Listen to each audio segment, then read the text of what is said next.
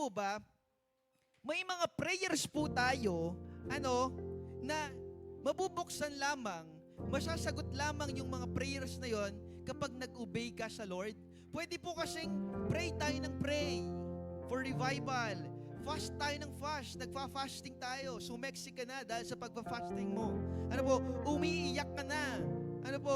Pero kapag sinabi ni Lord na magpatawad, hindi ka naman nagpapatawad. Pag sinabi ni Lord na isurrender, hindi mo naman sinusurrender.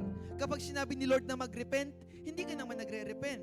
Kapag sinabi ni Lord na gumawa ka ng steps, hindi mo naman ginagawa. Hindi po darating yung blessings na yon.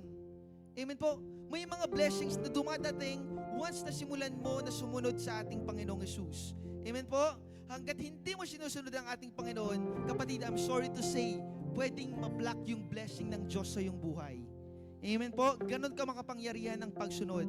May mga breakthroughs po tayo na hindi lamang po ipinagpe-pray, pero dapat ginagawa din po natin.